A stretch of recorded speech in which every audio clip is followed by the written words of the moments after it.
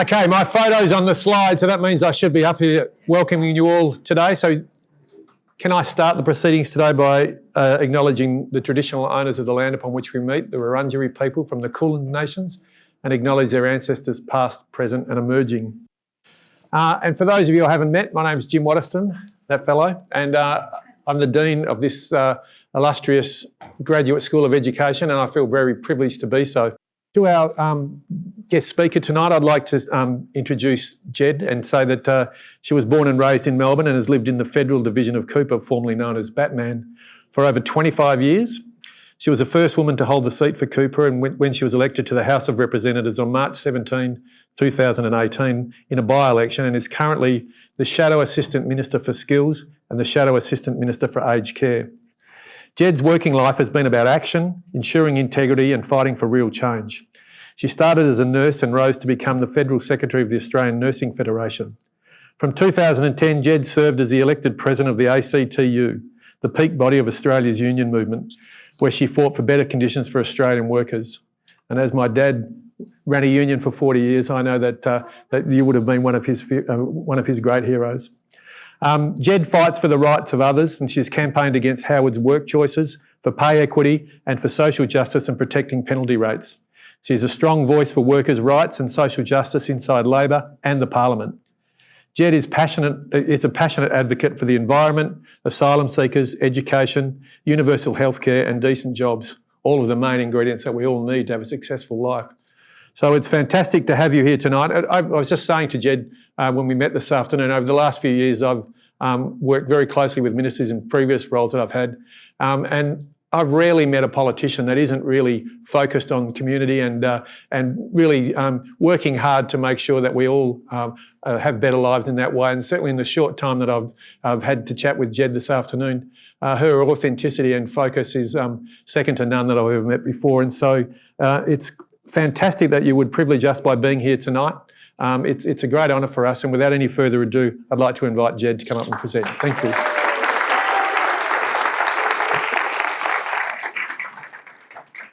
Oh, thank you. That was such a lovely introduction. Thank you. It's a privilege for me to come here. So it's really lovely to hear you say that. I was so honoured and flattered to be invited to speak tonight at the Melbourne Graduate School of Education as part of the Dean's Lecture Series.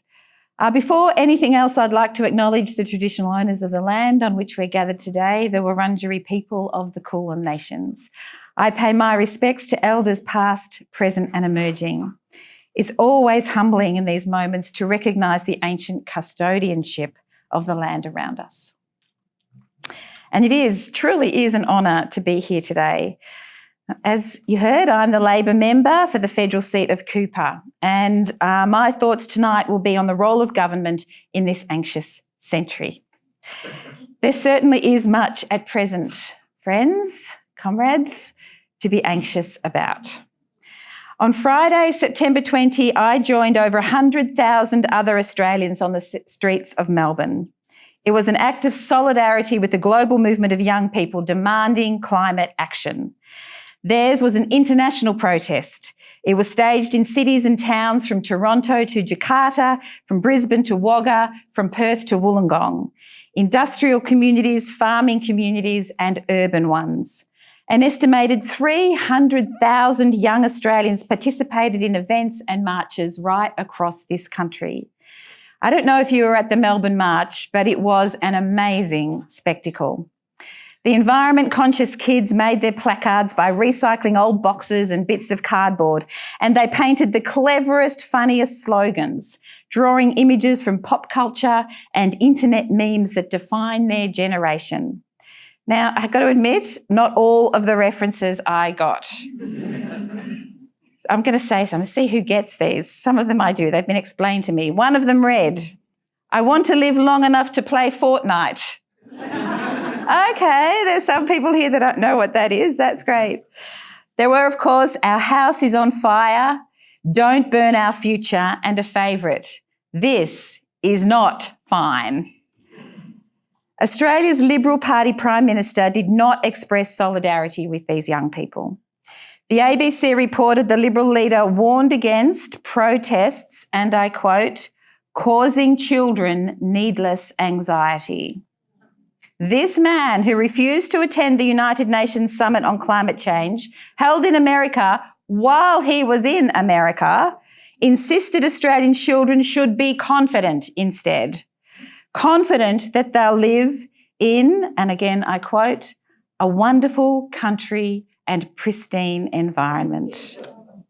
I suspect the latter is news to kids living through bushfires in winter and ongoing drought. But the Prime Minister added, they will also live in an economy as well. If the Prime Minister is concerned about provoking anxiety in this generation of young people, I suggest he remind them of the economy as rarely as possible. Because while the irrefutable science of human-caused climate change is certainly provoking anxiety in high schoolers, it's not their only source of concern. The scourge of insecure work, debilitated workplace conditions, attacks on unions, retracting education and training opportunities, low wages, high cost of living, all the things causing economic misery amongst adults right now, all the things that have resulted from economic settings prioritised over the last 6 years of a coalition government, these are cause for grave anxiety amongst the coming generation, whether they're the ones attending the climate protests or not. This generation of young people face a tertiary training environment where TAFE has been denuded of funding. Courses have been stripped, campuses closed, apprenticeship opportunities erased, and in which exploitation of students by dodgy private providers or through unpaid internships is rife. Where the learning environment of universities has been compromised by generations of corporate managerialism, inadequate funding, capped student places, and the mass casualisation of university teaching staff. Where entry-level jobs for unskilled workers are few and far between, where there are at least 3 job seekers for every job advertised, and where 1 million people, actually over 1 million people, are underemployed.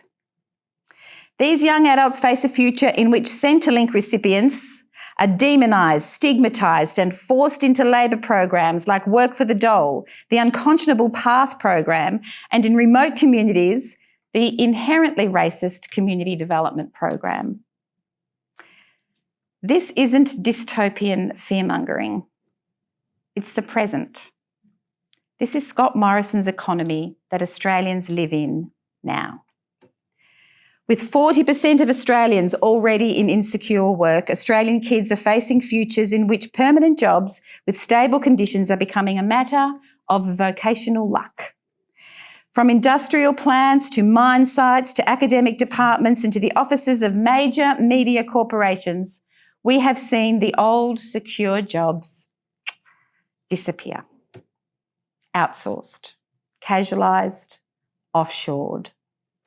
Union officials travel this country and meet workers who have worked the same casual job for 5 years, 10 years, 15 years, without ever being offered the respect and dignity of a permanent contract or its entitlements. Unions are constantly fighting attempts by employers to tear up awards, to replace their loyal and long-term staff with outsourced labour hire on inferior conditions and with cut pay, or they terminate hard-fought-for EBAs, throwing workers back on lower award conditions. We are all familiar with the infamous Carlton United Brewery dispute in Melbourne, where 3 workers in Perth signed an EBA that was thrust upon 300 or so workers here in Melbourne who knew nothing about it. It was a hard fight, but unions won that one. There was Murdoch University in WA who applied to have their hard-fought EBA terminated. It also happened at Esso Longford, where an entire workforce was replaced by labour hire. It's happening everywhere. It happens wherever employers think they can get away with it. Kids at high school now have no economic indication, beyond, of course, the very great fortune of inherited wealth, to believe they will ever be able to purchase their own homes. Their millennial sisters and brothers have certainly ceased to believe it. The intersection of housing affordability, profit-based urban planning, rising education costs, low wages and insecure work is destroying the traditional rituals of Australian coming of age. Swathes of young people can no longer afford to move out of home and start living independently. Kids at high school, and if anyone's got any, kids at high school today are the generation more likely than ever to still be living with their parents into their 30s. My beautiful son at 26 moved back home with his girlfriend. The social impacts of these anxious economic conditions are being felt by us all, and those from marginalised communities the most keenly. It's heartbreaking. It's heartbreaking to encounter the regional families in New South Wales devastated by the consequences of dangerous drug use by young people. Kids with no opportunities and no longer any belief that there's anything better to do. It's enraging to encounter kids in urban Victoria who fail to complete their tertiary study because they're exhausted and exploited by the part-time job they need to meet living expenses. And I will never forget attending a memorial for an 18-year-old Queenslander.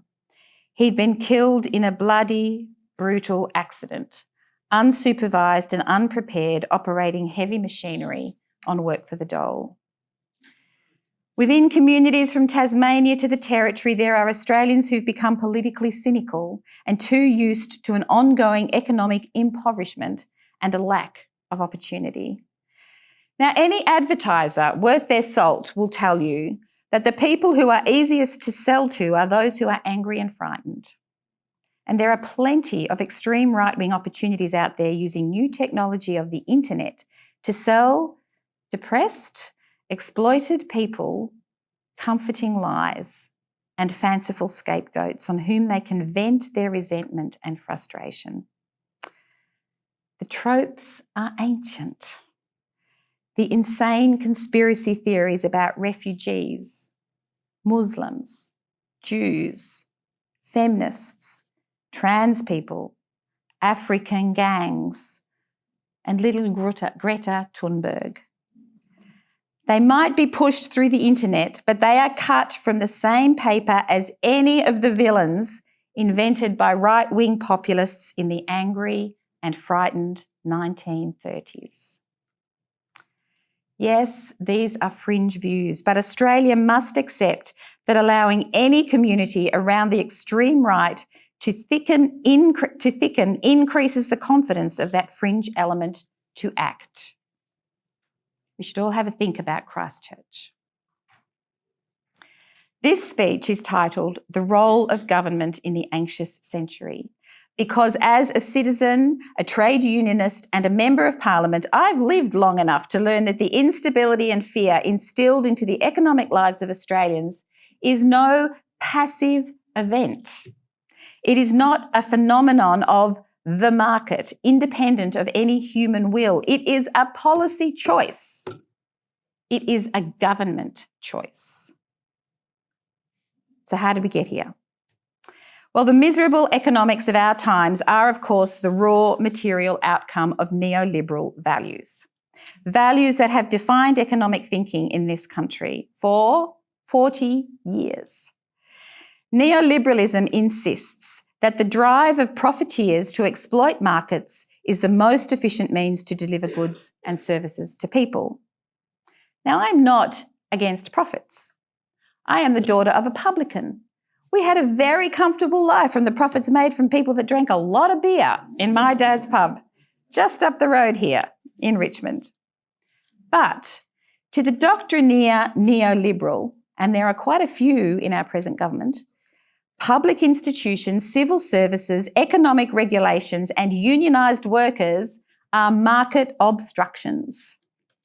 The neoliberals repeat mantras of small government and tax cuts because these shrink the public sector, mandating social needs like transport or telecommunications should be sought from private operators. Neoliberal thought gained influence when the international oil boycotts of the 1970s caused price rises and supply crises within systems of production, of transport and trade. There were job losses and sudden unemployment. These were, however, singular events that an activist neoliberal movement argued that exposed systemic economic problems. And they used the crisis to push their free market theories as a way out of the chaos. Now, the Liberal Prime Minister, Malcolm Fraser, led the neoliberal transition in Australia in the 70s. He slashed the public service with his famous Razor Gang program of cuts, remember? In the 1980s, the Hawke and Keating Labor governments deregulated the economy to further fit the neoliberal frame. They privatised state assets like Commonwealth Bank and Qantas. Now, as a Labor person, I'm not going to condemn a government for whom the project of modernising the economy was intrinsic to delivering the positive gains of a modern award wage system, as well as the social wage of Medicare, superannuation, and the mass expansion of higher education. Now, when I was going through this speech with the young ones in my office today, they had never heard the term social wage. It's time to revitalise it, I think. But as a Labor person, I will not stand here and defend the framework of an economic legacy that has ceased to deliver for the people that Labor represents. Paul Keating himself announced that neoliberal economics had, and I quote, run its course and reached a dead end. And he said that back in 2017, because since the 90s, the neoliberal activism of Liberal governments has been zealous. Policy has expanded corporate advantage far beyond the balance of public and private interests envisaged by Hawke and Keating. Restrictions on union organising have compromised the ability of workers to demand wage increases, and there is a low wage crisis. It's now against the law for unions to inspect the books at a workplace to ensure staff are paid properly. Surprise, surprise, there's a wage theft crisis too. Business deregulation and murky contracting have allowed supply chain outsourcing, subcontracting, and the casual contracts that make work insecure. The advocates of privatisation promised corporate management would make social services slicker and more efficient. Yet, from banks to airlines, from phones to prisons, from electricity to aged care, privatised businesses again and again have maximised profits by sacking staff, charging higher prices, slashing services and compromising standards. Now, as the Shadow Minister, the Assistant Shadow Minister for Aged Care, we only have to look at what is happening in that sector right now to see complete fail and destruction of the social compact that has occurred because of neoliberal policies. Neoliberal theory insists rewards will flow to the poorest if they're dispensed to the richest first. Oh, it's so lovely that you laughed then. But for 4 decades, we've seen that corporate profit is not shared with working people. It's extracted from working people through ongoing deliberate policy that erodes their conditions and their pay. Oh, like how we humiliate the unemployed in this country. The unlivable level of New Start and schemes like robo-debt, work for the dole and Parents Next aren't just about minimising a welfare bill. They have a propaganda value.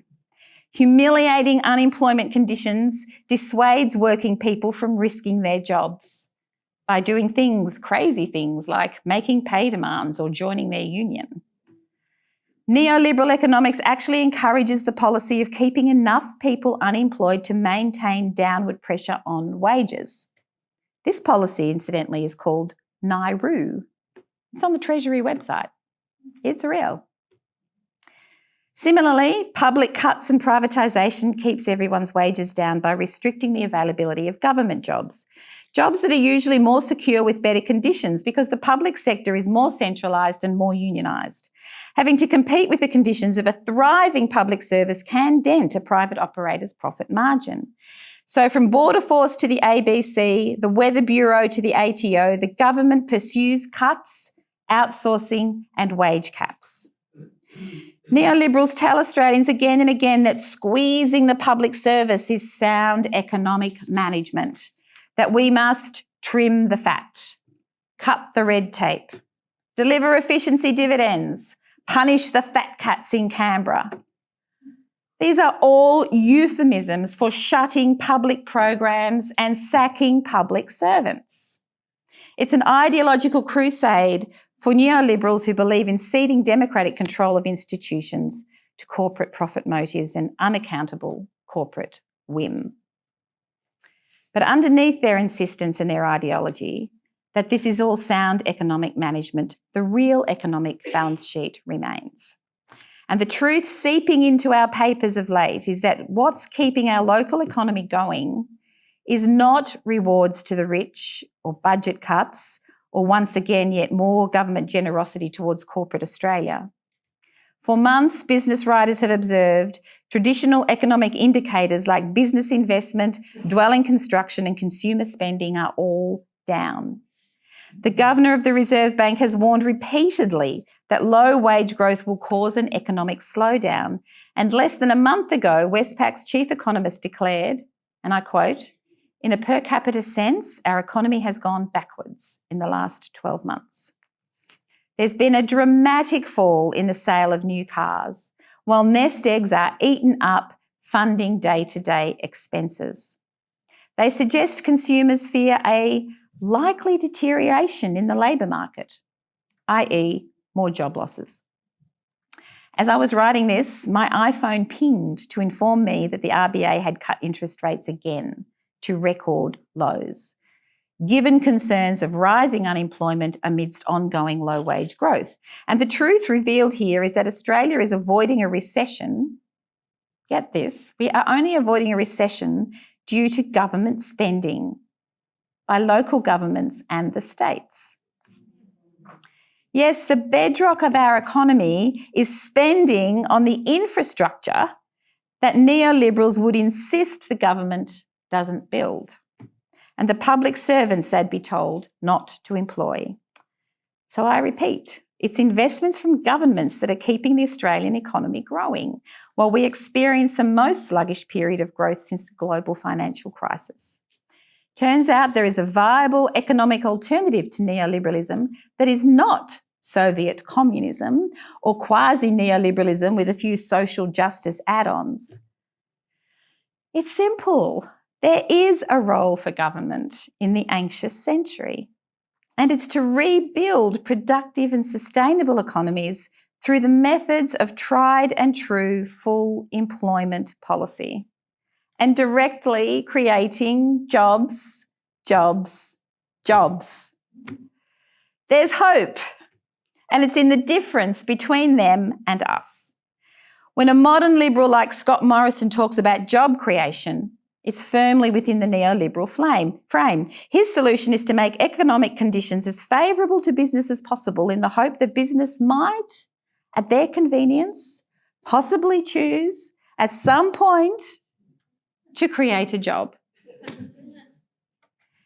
Now, this speech has discussed already how successful such a strategy has been, but the insistence upon neoliberal orthodoxy is so overwhelming, the young generation of the climate marchers probably don't even know, maybe can't even imagine that the Australian economy once enjoyed full employment.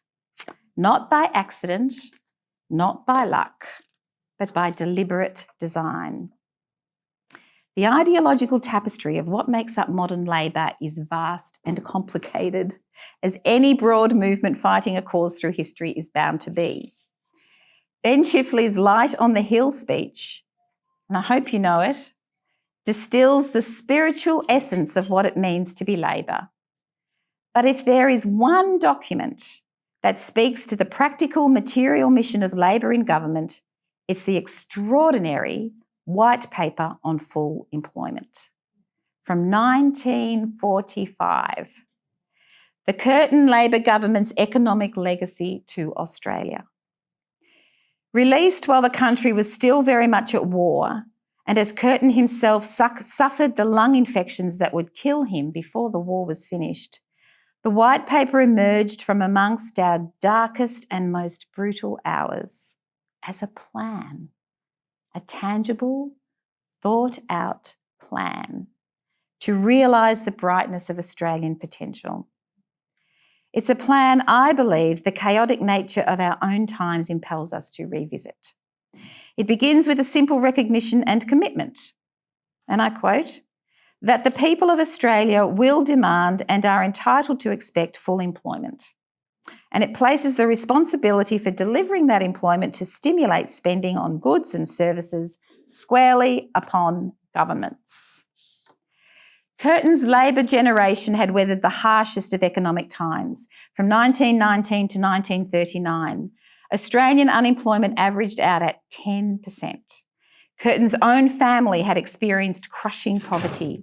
At the height of the Great Depression, the Australian unemployment rate was 25%, a level only exceeded by Germany. But with subsequent wartime came revelation. There was no iron economic law that prevented extra production being satisfied to the limit of available resources. That spare labour capacity could be deployed by government to build the nation's productive capacity. This wasn't making work for work's sake. This was spending on public works and public services. It meant workers' incomes would feed into demand for other goods and services, providing stimulus to the private sector. The thinking of Curtin's paper was informed by the British economist John Maynard Keynes, who argued before the war that without government intervention, cycles of unemployment could remain indefinite. The paper was Australian policy for 30 years, surviving 23 years of Liberal government, because to all Australians its logic was immediate and inarguable. To quote the white paper, Curtin's white paper, to working people, it means steady employment, the opportunity to change your employment if you wish and secure prospects unmarred by a fear of idleness and the dole. To the business person or the professional, the manufacturer, the shopkeeper, it means an expanding scope for enterprise, free from the fear of periodic slumps in spending. To the primary producer, it means an expanding home market, taking a worldwide view, better and more stable export markets. To the people as a whole, it means a better opportunity to obtain all the goods and services which their labour, working with necessary knowledge and equipment, is capable of producing. Throughout this period, unemployment rates stayed around, any ideas? 2%. Only the opportunity of the 1970s oil shocks and aggressive neoliberal policies and activism displaced it. Critics argue that full employment was only possible because so many women were kept out of the workforce at the time, which is true. But I remind these critics, at the time, Australia absorbed 2 million migrants from post-war Europe into the economy. No jobs were stolen. Unemployment did not rise. To remedy to the pangs of this anxious century, my recommendation is certainly to see the government policy renew a commitment to the white paper principles for full employment in Australia. And how marvellous this week Australia learned that the governor of our Reserve Bank, Mr. Philip Lowe, is coming round to the idea. The Australian economy can sustain lower rates of unemployment, was in his media release on Tuesday, with full employment stated as the RBA's goal to encourage wage growth and improve consumer spending. Now, I've got to admit, our definitions of full employment differ a little. But what's shared here is an awareness that the government's present employment policies are causing real problems for Australia. Meanwhile, it's clear that meeting the desperate timetable of climate action is not something that can be left to a market that, well, can efficiently mass produce sneakers but won't regenerate our habitat or lower emissions. What a future to imagine for young people, where vocational training and apprenticeships and entry-level opportunities for good, steady, stable government jobs could be offered by a national program of sustainable public works, like projects to retrofit public buildings with water recycling and solar systems, as they're doing in Denmark, or rebuilding our national rail network to generate its own power, like they're doing in Belgium, or transforming our water systems into biofactories of clean energy, like they're doing in Argentina. There are thousands of innovative capacity building projects that are already installing the infrastructure for a pristine environment, new industries and future economies elsewhere. Thousands that we could be adopting, adapting, improving and perfecting for Australian outcomes, addressing skills gaps and creating jobs in construction, manufacturing, forestry, engineering, administration, project management, design. Imagine giving the kids at school all of those options. Imagine giving the Climate March generation that kind of hope. The benefits of full employment aren't limited to the positive effects of just addressing climate change or individual workforce participation, or as a stimulus role within the broader economy. The small government rhetoric of the neoliberals can hide but never alter the fundamental truth that the role of the public service remains public service. That the strength of our nation's welfare state expresses the strength of our social commitment towards one another, both as individuals and as a commonwealth. Modern Australia's challenges is an unprecedented intersection of environmental, economic and social tensions around us. The role of any government in this ancient century is to confront them, not with willful neoliberal fallacies, but with a material economic plan to create jobs, to rebuild our Commonwealth institutions through public works, national infrastructure and a welfare state. There is opportunity for the Australian people to prosper and thrive amidst the challenges. To do so depends on the strength we are willing to invest in this as a collective project, and also on finding our courage not to nod along to neoliberal assumptions out of habit, but to reject and replace the economic orthodoxies that are failing. Our courage to confront and expose the scaremongering and the mythologies of those that oppose us. Our courage to not return to the past, but to learn from it, to assess it, to adapt it to our era, to do the practical, hard work. And most of all, our courage to be unafraid of change. In 1993, Paul Keating addressed our party faithful in Bankstown. He spoke of the program of change that's born by national necessity and sustained by a faith in all Australians. He said, change not shaped by a computer model or textbook. Keating advised, but bedded in reality and common sense. A change that does not break the mould of Australian society, but reshapes it, drawing on its strengths. In an era of change, the watchwords of good government should be care, support, cooperation. We must take the people with us. That is a Labor article of faith, he said. In this anxious century, those of us who do make claims on government owe it to the kids, to the elderly, to everyone in the middle, and to ourselves, and to always keep the faith. Thank you.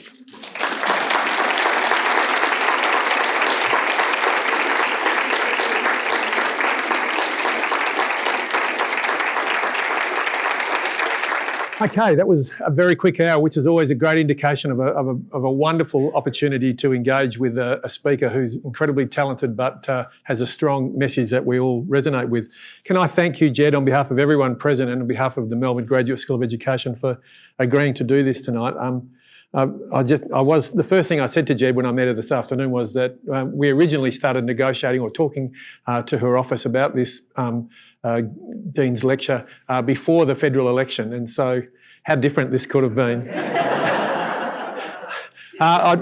From my perspective, I try to remain unbiased, but I certainly look at elections to focus on the party that's got the best package for education, and so I think we've missed out. And I guess when I was listening to you speak with that passion and compassion, we really need a credible opposition right now to be able to engage the rest of us. And I think with people like you in the Parliament, Jed, I'm absolutely confident that we can create hope and focus on our population really working towards that equity that's so badly missing. I think I've been an educator for 40 years. I started as a teacher in an Indigenous school and have worked my way through and stayed in education. And from my perspective, I think it's a barometer, and you can usually tell in schools by the quality of life people have how well the country's going. And right now, I can tell you, for the last few years of being in Queensland and now in this job and going to schools, inequity has never been so widespread. It is just so difficult. And if more politicians who perhaps practice the neoliberalist sort of politics, if they could get into their schools and have a look and ask some of the parents, ask some of the young people about the lives they're living, they would know that we are in desperate times. And so your idea of talking about an anxious century, while it is a disease, I think there's so much anxiety in schools. And talking to James Molino recently about the resources that he's trying to muster to put into Victorian schools, probably the number one education minister around the country that is focused on trying to work on that anxiety in young people. Thank you very much for what I found to be a really engaging speech. Because I do a lot of speaking in my own job, when I'm sitting in a lecture like this, I'm always watching the speaker to see how well they present, and your professionalism and as I said before, passion in the speech and the way to tell a story was just really motivating for all of us. So thank you very much.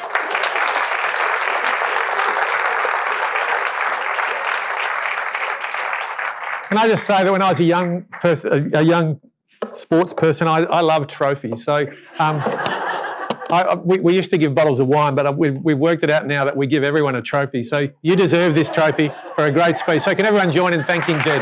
Thank you. So lovely. Thank you. Brilliant. Thank you. Thank you very much.